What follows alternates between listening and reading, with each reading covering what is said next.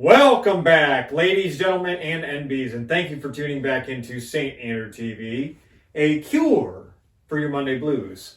I'm your host, Andrew, and today we are doing another installment of Hollywood Western wardrobes. And as you can see, I'm dressed like Kurt Russell's Wyatt Earp. There's just one problem with today's episode. We've done too much that is, I guess, being described as debonair. So instead of doing the Tombstone townsfolk Wyatt Earp, how about we try the Vendetta Ride Wyatt Earp? The reason why we are doing the Vendetta Ride instead of the other outfit that you see in the majority of the movie is because we've done a lot of elegant outfits here on the channel, but we've never done a frontier-esque hunting down the people responsible for your brother's lack of use of his arm or your other brother's death. And that's exactly what we're going to do today. So if you follow me along, I hope you enjoy.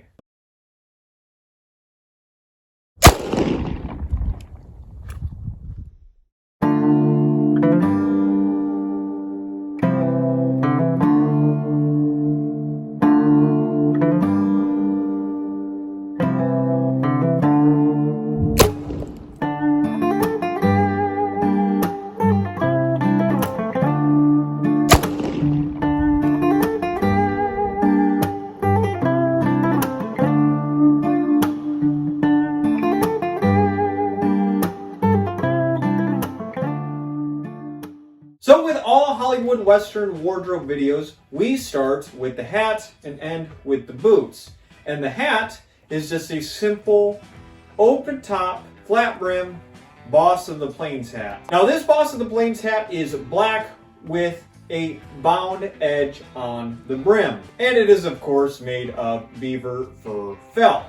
Now the dimensions of the one that Kurt Russell wears in the film are pretty unknown to me. I've seen crowns up to 6 inches tall, and I've seen crowns down to 4 inches tall, so I'm really not too sure of the crown height. And the same goes for the brim. I'm not sure if it is a 3.5 inch brim, 4.5 inch brim, or anything in between.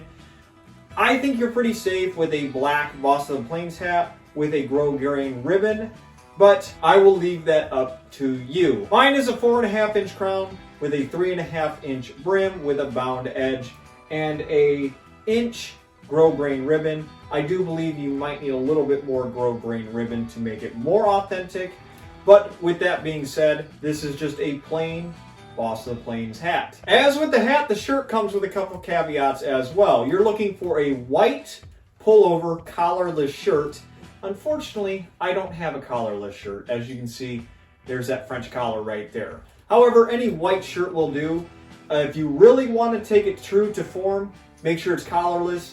The pullover doesn't too much matter because it's covered up by the vest. But that is the shirt that you're going to want to don. And if you want bonus points, make sure at the bottom of the last button of your pullover shirt, it has that tab that buttons onto the top of your trousers, which keeps your shirt down, which is very Victorian. Thus, we move on to the vest, which is a black traditional waistcoat with some gray or charcoal trim on the lapel and on the pockets here. The only difference between my vest and Kurt Russell's vest is my gray is a little lighter or it's a little cleaner. I'm not sure which one it is. If you look at the one in the movie, you can tell it's a little darker in color, or it is dirty from him riding around the desert in Arizona. The other caveat is mine has a pointed bottom where his is flat along his waist. But I did unbutton the top few buttons, just like he does in the movie. It is wildly more comfortable to sit down with your vest like this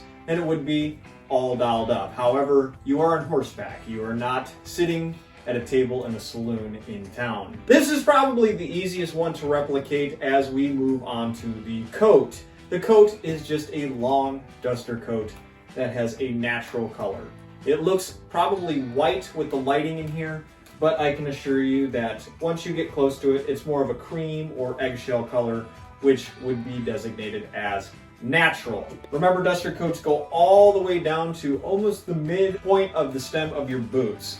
These are long and meant to cover up all the other pieces of your outfit to stop them from getting dust damage, as the namesake suggests. The next thing we will move to is the neckwear. And this is a wild rag, like you see in the film.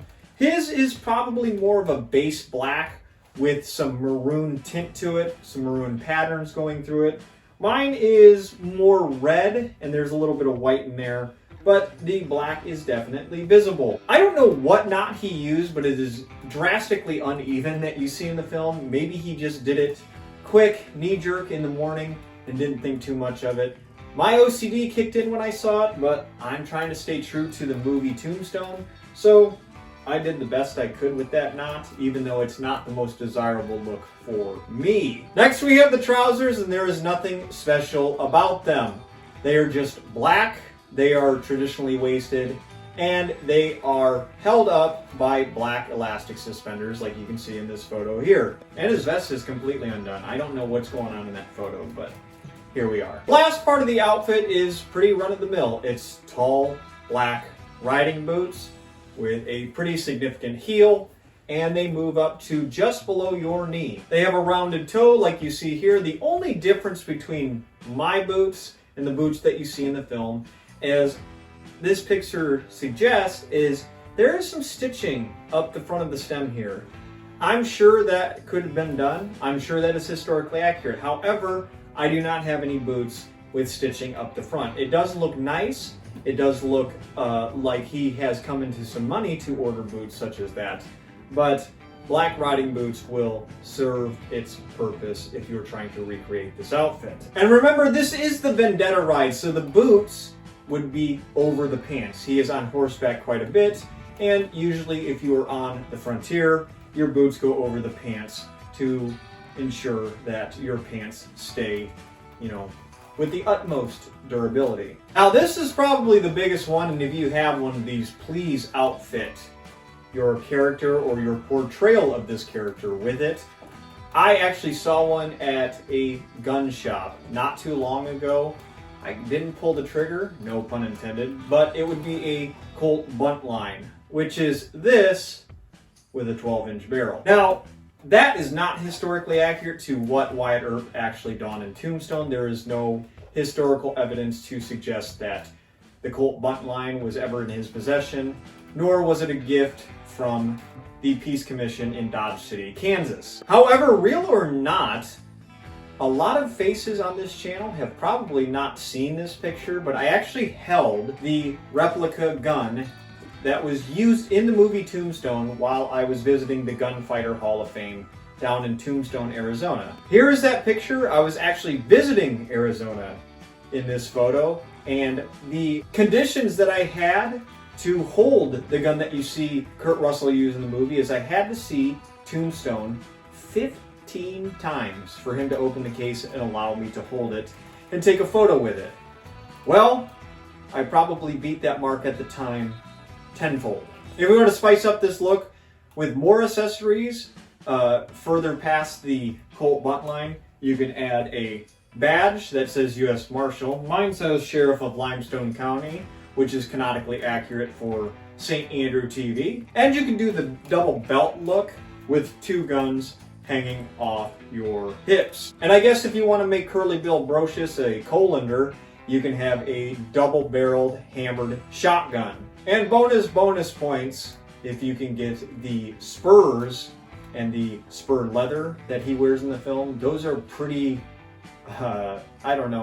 flamboyant and big spurs. I don't know what use those are. I guess it depends on the bigger the spur, the less obedient the horse is. So if you can find those, definitely add those to your outfit. And that is all there is to today's video. The reason why I try to go to the more decadent outfits is because there is more to unpack with these. The frontier look is cool and it is historically accurate. However, it's very, very salt to the earth. It's very minuscule. There's not a lot because you are traveling on horseback more times than not. You are not in the city.